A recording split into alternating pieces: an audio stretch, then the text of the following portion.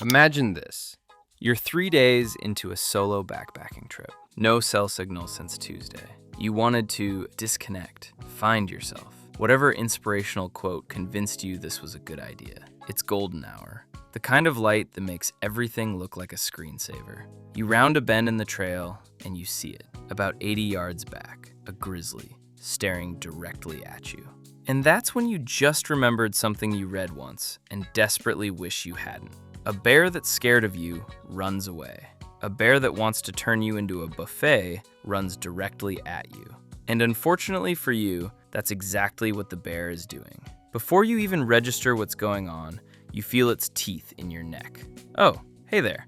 Before we get into what 700 pounds of muscle and teeth does to a human body, let's cover a few things you should probably know. Fact 1. A grizzly can hit 35 miles an hour. Usain Bolt tops out around 28. So if your plan right now is, I'll just run, that plan died before you finished thinking it. Fact 2. Bears can smell food from up to 20 miles away, and their sense of smell is roughly 7 times stronger than a bloodhound's. That granola bar in your backpack pocket isn't a secret, it's a beacon. You've basically been broadcasting your location since you stepped foot in the forest. Fact 3. And this one's the important one. Not all bear attacks are the same, and treating them the same can get you killed. If a bear's defending itself, cubs, or a carcass, it wants you gone, not dead. And playing dead can genuinely end the attack. If a bear's hunting you, calm, silent, following at a steady distance, playing dead just means it doesn't have to work as hard for dinner. Alright, let's talk about why the thing attacking you right now isn't behaving like every bear encounter you've seen on a nature documentary. There are 2 totally different reasons a bear attacks a human, and they produce 2 totally different deaths. Defensive attacks happen when you surprise a bear, get near cubs, or get near a carcass it's guarding. Its heart rate spiked, it's stressed, it wants the threat gone. And once you're no longer a threat, it usually stops. Bite, release, retreat. Brutal, but survivable more often than not. Predatory attacks are the other kind, and this is the one you're currently starring in. A predatory bear isn't defending anything. It's hunting. It's calm. It's patient. It'll stalk you, test your reaction, circle downwind, and it will not stop when you stop being a threat, because you were never the threat. You were the meal. This is the version where playing dead doesn't save you. Playing dead tells a predator you've already done the hard part for it. Here's the biology behind what's about to happen to your body.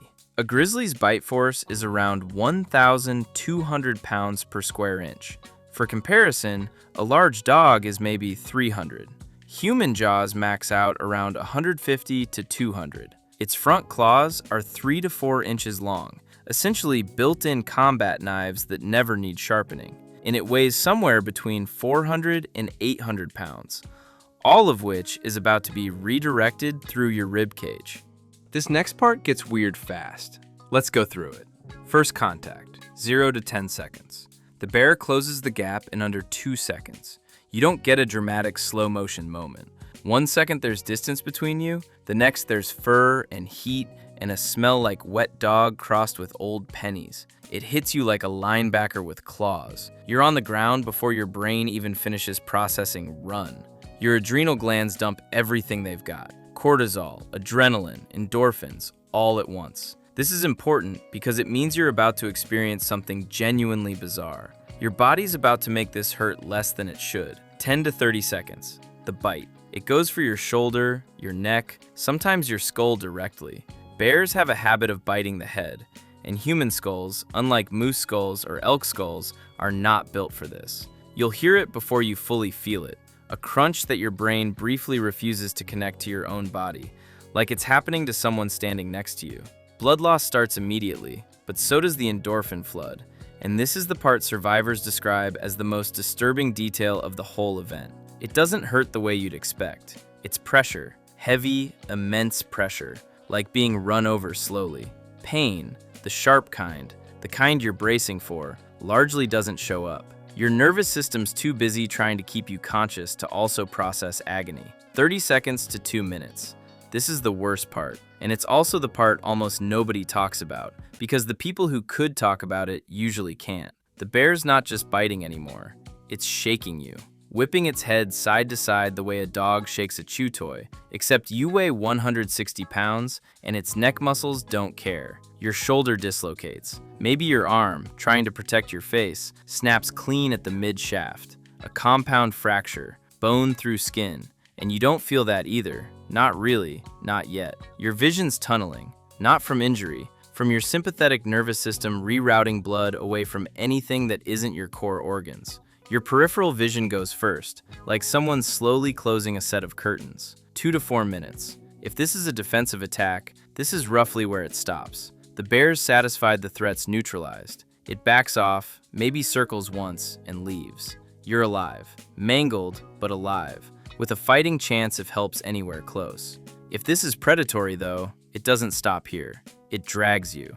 Bears cache food, meaning they bury it, cover it with dirt and branches, and come back later. You might survive being dragged. You might survive being buried.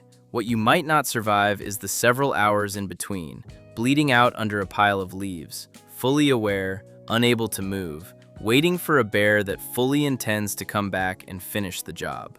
Before we cover what if feels like, let's briefly go over what you should have done when encountering a bear. If you see a bear at a distance, don't run. Back away slowly while talking in a calm, low voice, so it clocks you as human and not prey. If it's defensive, bluff charging, huffing, popping its jaw, get big, hold your ground, and use bear spray the second it's in range. If it makes contact and it's a defensive attack, curl up, protect your neck, play dead, let it lose interest. If it's stalking you silently with zero warning signs, that calculus flips completely. Fight back. Go for the eyes, the nose. Make yourself the worst meal it's ever tried to eat. So what does this actually feel like from the inside? At first, disbelief. Genuine, full-body disbelief. The kind where part of your brain is still trying to convince you this is a bad dream you'll wake up from any second. Then there's the pressure, the crushing weight of an animal many times your size, using your body as a stress toy. Oddly, very little sharp pain, at least at first, because your endorphins are working overtime, dumping natural opioids into your system that are doing roughly the same job as the fentanyl from a couple videos ago, minus the branding and the guy named Kyle. Survivors, and there are survivors, describe an eerie calm setting in.